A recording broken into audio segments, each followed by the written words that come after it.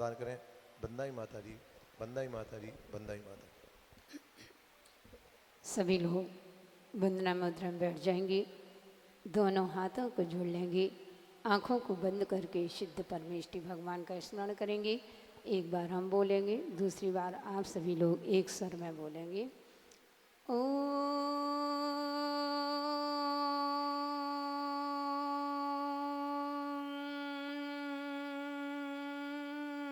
नमः सिद्धि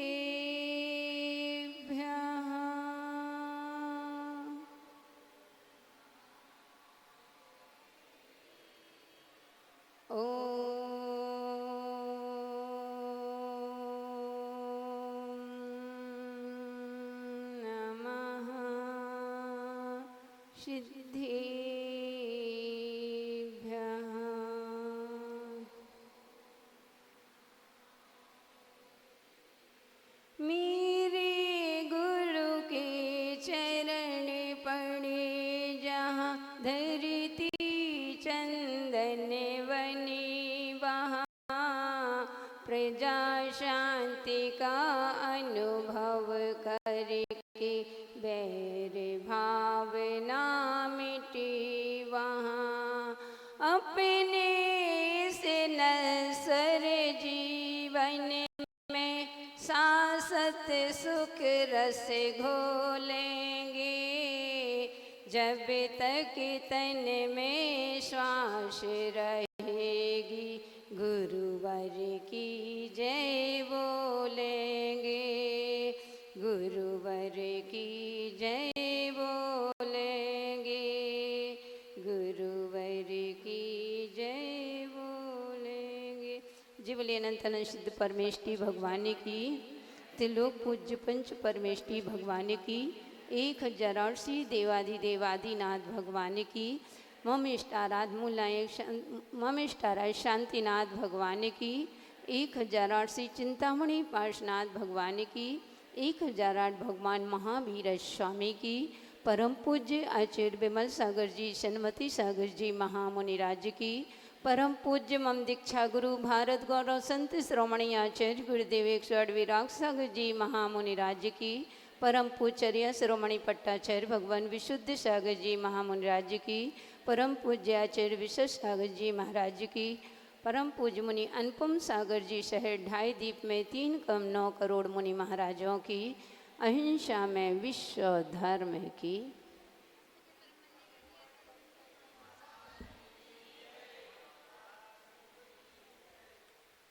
धर्म स्नेह प्यारे प्यारे भव्यात्माओं, गुरु विराग की छाया है, विद्वत नाम को पाया है। गुरु विराग की छाया है, विद्वत नाम को पाया है। गुरुवर से संयम लेकर जीवन को महकाया है। गुरुवर से संयम लेकर जीवन को महकाया है। संयम का उत्सव हो संयम का उत्सव स्वर्णिम बन जाए रे। गुरुवर का आशीष हमें जब मिल जाए रे। गुरुवर का आशीष हमें जब मिल जाए रे। मानो ना मानो हो मानो ना मानो किस्मत कब खुल जाए रे। गुरुवर का आशीष हमें जब मिल जाए रे। पुण्यशालियों, सौभाग्यशालियों, पूज्य गुरुदेव कहा करते थे कि जीवन महत्वपूर्ण है। जीवन क्या है? महत्वपूर्ण है। उस महत्वपूर्ण जीवन को जो महत्वपूर्ण कार्यों में लगा देते हैं, तब जाकर उनके जीवन महत्वपूर्ण बन जाता है। प्रवचन का समय नहीं, आज हमारे सामने यह 3 विषयों को लेकर के आज आप सभी लोग यहाँ पर एकत्रित हुए हैं। पहला वह प्रकरण था, आज त्रिलोकीनाथ को नवीन वेदी में विराजमान करने का, वेदी प्रतिष्ठा का यह सौभाग्य। बंधुओं, जब हम भगवान को वेदी में विराजमान करते हैं, ये मत सोचना कि हमने पुरानी वेदी से उठा करके उन नवीन वेदी में भगवान को विराजमान कर दिया तो हमारा कल्याण हो जाएगा। नहीं बंधु, भक्त जो होता है कहता है भगवान उपचार से मैंने आपको नई वेदी में, लेकिन वास्तव में मैंने दिल की वेदी में विराजमान किया है, जिससे एक दिन हम भी सिद्धालय में विराजमान हो। तो वह वेदी प्रतिष्ठा का कार्यक्रम था। दूसरा, श्रवणी आरिका विद्वत श्री माता जी का यह रजत दीक्षा दिवस, गुरु उपकार दिवस। और तीसरा प्रकरण था बंधु, सभी लोगों का अपने अपने क्षेत्रों से अथवा अपने अपने नगर से श्रीफल निवेदन के लिए आ रहे थे कि चातुर्मास, क्योंकि बंधु सभी लोगों को मालूम है कि जो चातुर्मास में मिलता है वह हर कभी सही में नहीं मिलता है। चातुर्मास एक ऐसा है जो साधु से जुड़ने का एक वो होता है। साधु नीतर चलते फिरते तीर्थ होते हैं, 8 दिन वहाँ 4 दिन वहाँ, लेकिन सच्चे मायने में जो साधना होती है वह चातुर्मास में ही होती है। और साधु जितनी साधना करते हैं उनकी साधना की खुशबू से श्रावक अपने आप को पावन और पवित्र कर लेते हैं। तो आज सभी लोग बाहर से आए हुए हैं, सभी लोगों ने निवेदन किया। तो बंधु, आप सभी को मालूम है कि हम लोग तो पोस्टमैन हैं। क्या है? पोस्टमैन हैं। अध्यात्म की चिट्ठियां गुरुजी देते हैं, किस नगर के लिए देते हैं, किस क्षेत्र के लिए देते हैं, वह बांटने का। अध्यात्म की चिट्ठियाँ तो तुम्हें आचार्य पट्टाचार्य विशुद्ध सागर ही दे देंगे कि कहाँ हमको चातुर्मास करना है। जहाँ उनका आदेश होगा अपन गुरु आज्ञा को पालन करते हुए, क्योंकि हमारे गुरु ने हमको स्वतंत्रता दी है, गुरु ने हमें स्वच्छंदता नहीं दी है। हम जहाँ भी जाते हैं गुरु की आज्ञा से जाते हैं, और जहाँ भी रहते हैं गुरु की नज़रों में रहते हैं। ये हमारा पहला नियम है कि हम अपने गुरु के, तो बंधु उन्हीं गुरु की आज्ञा का पालन करते हुए आज श्रवणी आरिका विद्वत श्री माता जी को 24 वर्ष संयम के पूर्ण हो चुके हैं। बंधु, साधारण में घर में रहना सरल है, लेकिन इस मोक्ष मार्ग में 24 वर्ष निकालना कितना कठिन होता है।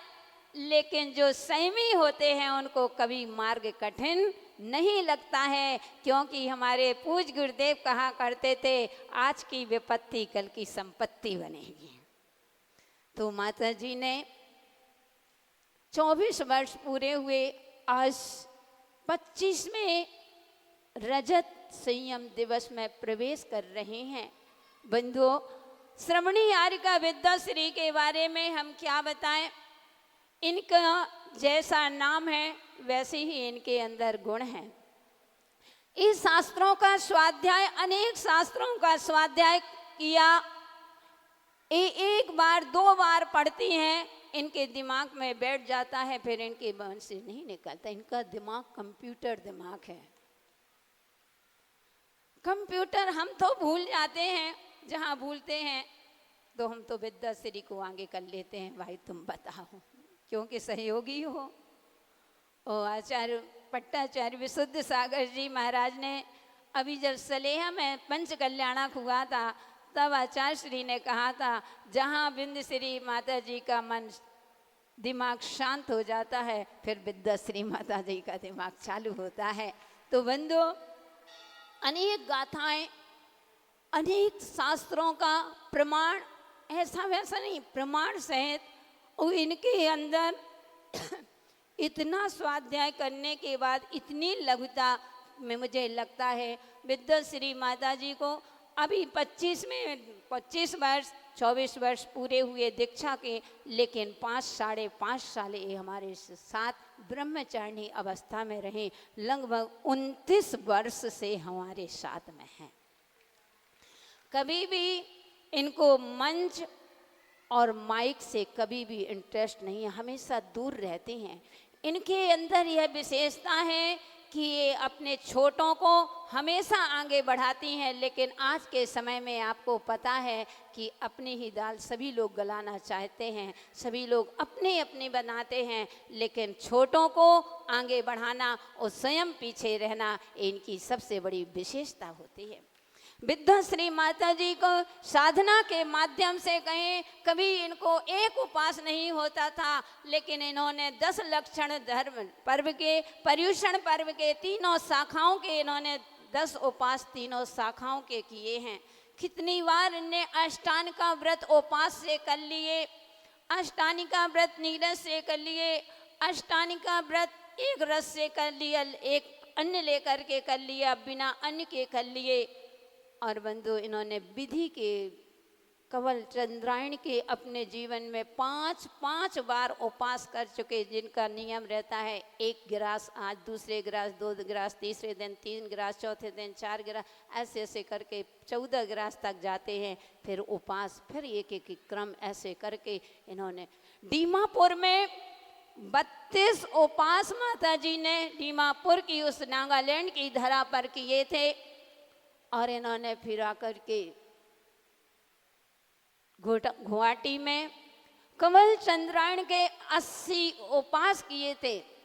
श्री निष्किणित के 80 उपास माता जी ने किए थे। और इनका जिंदगी भर के लिए रविवार, अष्टमी, चतुर्दशी, रौणी के लिए जिंदगी भर के लिए नमक का त्याग, घी का त्याग, अन्न का त्याग और जो रसी पड़ती है उसका त्याग है बंधु। और नमोकार मंत्र की दिन में कितनी मालाएं करती हैं, कितने लाखों मालाएं इनके कर चुके हैं। उन मालाओं का प्रभाव है, उनकी साधना का प्रभाव है। मैं ज़्यादा तो नहीं बोलूँगी, एक घटना आपसे बताऊँगी कि हम लोग जब जयपुर में गए सन 2007 में, आचार्य विशा सागर जी महाराज वहाँ पर विधान करवा रहे थे, तो विनम्र सागर हम सभी तीनों संग वहाँ मिले। और जैसे ही आचार्य विशा सागर जी महाराज से मिले, वे ऐसे मानसरोवर में विराजमान थे। हम लोगों का बिहार हुआ, महाराज श्री अपने मंदिर में चले गए। महाराज श्री ने कहा कि जाइए माता जियों को दूसरे स्थान पे जहाँ रुकना है वहाँ ले जाओ। और जैसे ही हम लोग पहुँचे, वो एक व्यक्ति हमारे आगे चल रहा था, अपने स्थान पर पहुँचाने के लिए देखा कि एक गाय हट्टी खट्टी बहुत बड़ी, इतनी बड़ी बड़ी सींग, और वह उसको पैरालिसिस हो गया। अब वह उठे वो गिर जाए, उठे वो गिर जाए, क्योंकि उसको पैरालिसिस हो गया था, उठते नहीं बनता था। अब वह चला पूरे, इसने इतना बड़ा लंबा चौड़ा घेरा बना लिया क्योंकि उठे वो गिर जाए। तो माता जी ने उससे पूछा, जो व्यक्ति चल रहा था, कि भैया ये इसको क्या हो गया? तो बोले कि माता जी इसको पैरालिसिस हो गया है, हम लोग दवाई कराने की सोचते हैं, इसके पास जाने की कोशिश करते हैं, इसके इतने बड़े बड़े सींग हैं कि वह तुरंत मार देती है, तो हम लोग कुछ उपाय नहीं कर पा रहे क्योंकि वह भी डरती होगी। तो माता जी ने कहा कोई बात नहीं, और माता जी ने अपने कमंडल से जल लिया। हकीकत घटना बता रही हूँ। हाथों में जल लिया, उस गाय के ऊपर मंत्र पढ़ के यूं ही छिड़का, बंधु वह गाय तुरंत खड़ी हो गई और आती है माता जी को नमस्ते। मैंने तुरंत माता जी को पीछे कर लिया, कहीं मार ना दे, तो माता जी को जैसे ही पीछे वह आई और चरणों में ऐसे झुक गई जैसे माता जी के चरण स्पर्श कर रही हो। और बंधु वह गाय उठ करके चली गई। जो 15 दिन से गाय ढली थी। तो बंधुओं, ये साधु की साधना रहती है, ये साधना का प्रभाव रहता है। साधु कभी ये नहीं कहता कि हमारे पास रिद्धि सिद्धियां हैं। उनके पास जो सोचता है मेरे पास सिद्धियां हैं, उसके पास सिद्धियां होती ही नहीं है। हमारी विद्याश्री माता जी लोक आकर्षण से दूर रहती हैं, कभी भी इनको कोई भी लोलुपता नहीं है, किसी भी प्रकार की ये किसी की बातों में नहीं आती। इनका मन जो कहता है वह जो करती हैं। इनके अंदर सरलता है, सहजता है। बंधु, जिनके अंदर सरलता, सहजता और व्यवहारिकता होती है, तो हमारे पूज्य गुरुदेव कहा करते थे कि उसकी पिक्चर सुपर डुपर हिट चलती है। माता जी को वास्तु विज्ञ है। अभी सलेहा में माता जी की स्वर्णिम वर्षवर्धन मनाया गया था। उसमें समाज के लोगों ने इनको वास्तु प्रवीण की उपाधि से अलंकृत किया था। बंधुओं, हम लोगों ने 19 मंदिर का निर्माण कराया। कम से कम 15-20 संत भवन बड़े बड़े बनवाए। जितने भी मंदिर बनवाए उसमें ना कोई हमारे यहाँ इंजीनियर आया, ना कोई हमारे यहाँ वास्तुविज्ञ आया। सबसे बड़े वास्तुविज्ञ हमारे विद्याश्री माता जी हैं कि हमेशा वह एक सग इनके मंदिर बनवाने में आत्मा इनने जो बता दिया, तुम कितने भी बड़े वास्तुकार से मिल लेना, कोई वास्तुकार इनकी एक कमी नहीं निकाल सकता। इतना अध्ययन करके, और ये इंजीनियर हैं और ये वास्तुविज्ञ हैं, तो अनेक मंदिरों का इनके माध्यम से अनेक तीर्थों का जीर्णोद्धार होता है। एक कभी नए मंदिर अथवा नए स्थान पर मंदिर बनाने की इनकी कभी भावना नहीं होती है। ये तो जो पुराने मंदिर होते हैं, सिद्ध क्षेत्र होते हैं, इन्हीं के निर्माण में लगा देते हैं कि इन्हें को पुनर्जीवित कर दो तो अपना कल्याण होगा।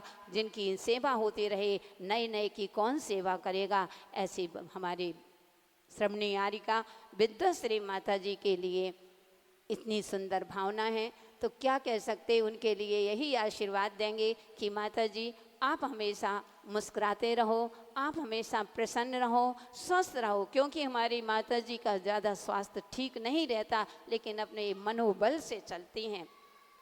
हमेशा इनका हीमोग्लोबिन 5.6.7 पॉइंट से कभी आज तक आगे बढ़ा ही नहीं है। वो इतने में इतना बिहार, पूरा नागालैंड, आसाम, गुवाहाटी हर जगह प्रभावना करके आए। हम गुरु माँ कहते, लेकिन इनको सब कोई छोटी माँ के नाम से पूरा पूर्वांचल जानता है। बंधु, इनकी उत्कृष्ट भावना है ऐसी माता जी के लिए कि आप हमेशा स्वस्थ रहें, प्रसन्न रहें और अपने गुरु की भक्ति में हमेशा इतनी गुरु भक्ति करो, इतनी गुरु भक्ति में लगे रहो कि खुशियों की लाइन आपके पीछे लगी रहें। और जब दुख उसके पीछे आए तो वहाँ की सार उसको पता चल जाए, वहाँ से आवाज़ आना चाहिए कि यहाँ की सारी लाइनें बिजी हैं। दुख आपके पास कभी ना आए, हमेशा गुरु भक्ति से आप आगे बढ़े हो। ये गुरु का उपकार है। बंधु, लोगों को लगता है कि गुरु हमारे पास नहीं है, लेकिन ध्यान रखना पुण्यशालियों, गुरु हमारे पास नहीं है, लेकिन गुरु भक्ति हमारे मरते दम तक हमारे जीवन में रहेगी। श्वास श्वास में हमारे अंदर गुरु भक्ति है। गुरु नहीं है तो क्या हुआ, लेकिन गुरु भक्ति आज भी है। और आज अभी भी बराइठा वाले गए थे पूज्य आचार्य विशुद्ध सागर जी महाराज के पास निवेदन करने। उन्होंने विद्याश्री माता जी को रजत जयंती के दीक्षा दिवस के उपलक्ष्य में बहुत सुंदर आशीर्वाद लिख करके भेजा है। बंधु, ये हमारे सभी की बहुत अच्छी भावना है। तो सभी लोगों के लिए बाकी जो भी कार्यक्रम हुआ बहुत अच्छा हुआ।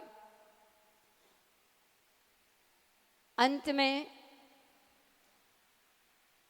महेश पंडित जी जैसा कि बताया कि माता जी से काफ़ी वे गुरु के पास आते थे तो हम लोगों से जुड़े रहते थे, और वास्तविक जुड़ना तो हमारा दीमापुर में ही पंडित जी से हुआ था। वास्तव में पंडित जी बहुत वास्तुविज्ञ भी है, विधि विधान से हैं। इनको पब्लिक को नहीं देखते कि पब्लिक कितनी आती है, कम या नहीं, लेकिन इनका काम व्यवस्थित रहता है। तो पंडित जी ने अभी कहा कि कारी तोड़न दर्शन की भावना तो है, लेकिन अभी विधान का पंडित जी देखते हैं, पहले से नहीं कह सकते, लेकिन जाएंगे।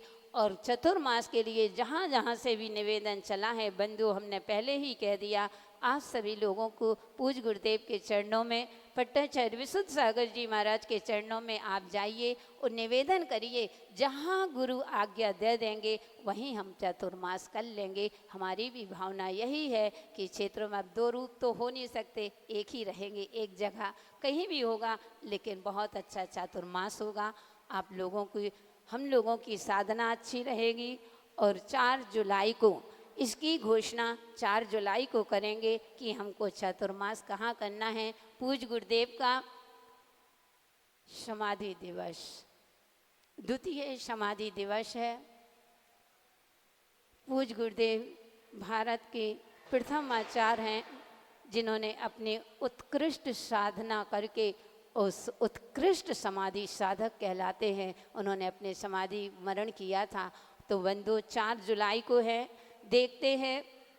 ग्वारा वालों का भी चल रहा है, और भी नए स्थानों का चल रहा है, सायगढ़ का भी चल रहा है। गुरु का कहाँ मनाते हैं, लेकिन जहाँ भी होगा आप लोगों को संकेत मिलेगा। और आप लोग 4 जुलाई को जहाँ पर भी गुरुदेव का ये द्वितीय समाधि दिवस मनाया जाएगा वहाँ पर आए, वहाँ पर ही चतुर्मास की घोषणा की जाएगी कि हमारा चतुर्मास कहाँ है।